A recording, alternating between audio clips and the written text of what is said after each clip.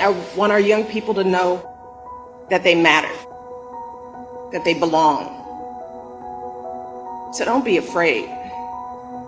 You hear me? Young people, don't be afraid. Be focused. Be determined. Be hopeful. Be empowered. Empower yourselves with a good education. Then get out there and use that education to build a country worthy of your boundless promise. Lead by example with hope, never fear. Our greatness has never, ever come from sitting back and feeling entitled to what we have. It's never come from folks who climb the ladder of success or who happen to be born near the top and then pull the ladder up after themselves. No, Our greatness has always come from people who expect nothing and take nothing for granted. Folks who work hard for what they have, then reach back and help others after them. Success isn't about how your life looks to others. It's about how it feels to you.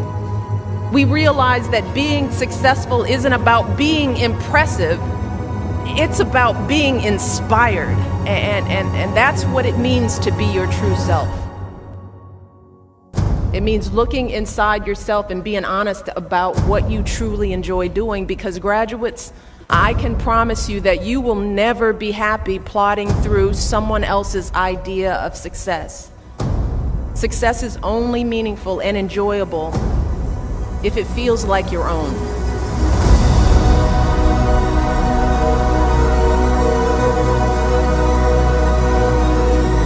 You should never view your challenges as a disadvantage. Instead, it's important for you to understand that your experience facing and overcoming adversity is actually one of your biggest advantages.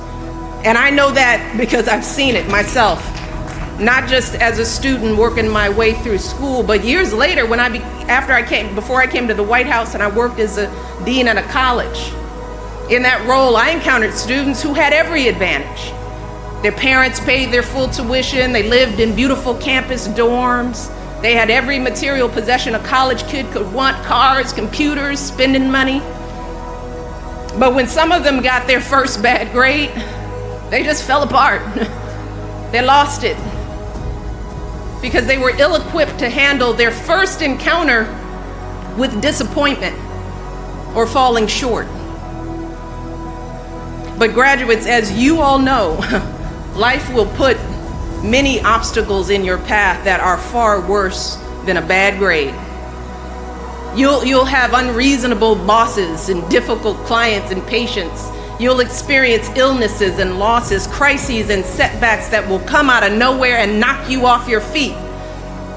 But unlike so many other young people, you have already developed the resilience and the maturity that you need to pick yourself up and dust yourself off and keep moving through the pain. Keep moving forward.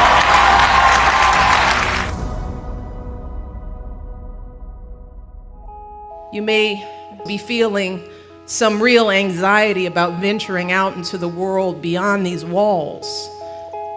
And I'm not gonna lie to you, for many of you, this is gonna be a pretty big transition.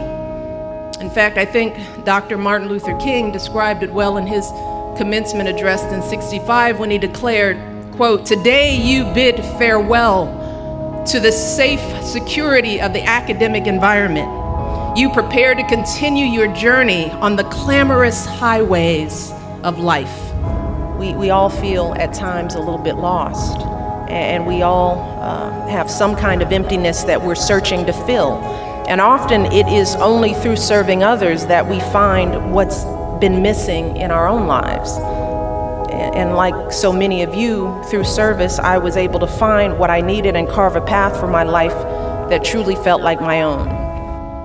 And the truth is, those seminars where you explored new ideas, those late night conversations where you challenged each other and learned from each other, after all of that, you might find yourself a little dismayed by the clamor outside these walls. The name calling, the negative ads, the folks yelling at each other on TV. The power of inventing the future. I just want to pause for a moment on the word invent. because the phrase isn't succeed in the future, it's not plan for the future or do the best you can in the future, it's invent the future. And with those three words comes a simple message, a call to chart your own course and live life on your own terms. And that's a lesson that I first learned back when I was a teenager.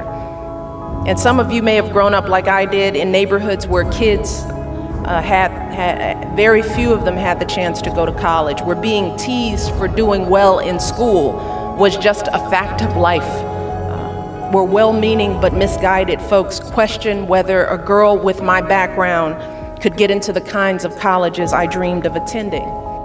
After being surrounded by people who are so dedicated to serving others and making the world a better place, you might feel a little discouraged by the polarization and gridlock that too often characterize our politics and civic life.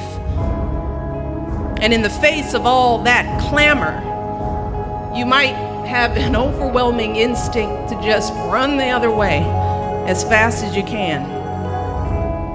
You might be tempted to find a community of like-minded folks and work with them on causes you care about and just tune out all of the noise. I worked hard and I did my best to tune out those voices of doubt, including the ones inside my own head. And eventually I was accepted to Princeton, and I got that education that my dad had always dreamed of. But the truth is, graduates, there will always be folks who make assumptions about you based on superficial things like where you're from or what you're wearing or how you look. There will always be folks who judge you based on just one thing that you say or do, folks who define you based on one isolated incident. I want to urge you to do just the opposite. Today, I want to suggest that if you truly wish to carry on the Oberlin legacy of service and social justice, then you need to run to and not away from the noise. Today, I want to urge you to actively seek out the most contentious, polarized, gridlock places you can find. Because so often throughout our history, those have been the places where progress really happens. The places where minds are changed, lives transformed. In the end, people can only define you if you let them. In the end, it's up to each of us to define ourselves. It's up to each of us to invent our own future with the choices we make and the actions we take. To succumb to feelings of despair and anger only means that in the end, we lose. Those feelings are not an excuse to just throw up our hands and give up. Not an excuse. They are not an excuse to lose hope. But here's the thing. Our history provides us with a better story, a better blueprint for how we can win. It teaches us that when we pull ourselves out of the lowest emotional depths and we channel our frustrations into studying and organizing and banding together, then we can build ourselves and our communities up. We can take on those deep-rooted problems, and together we can overcome anything that stands in our way. Nothing, and I mean nothing, is going to stop you from fulfilling your dreams. And you deserve every last one of the successes that I know you will have. But I also want to be very clear that with those successes comes a set of obligations to share the lessons you've learned here at this school. The obligation to use the opportunities you've had to help others. That means raising your hand when you get a seat in that board meeting and asking the question, well, whose voices aren't being heard here? What ideas are we missing? It means adding your voice to our national conversation, speaking out for our most cherished values of liberty, opportunity, inclusion, and respect, the values that you've been living here at this school.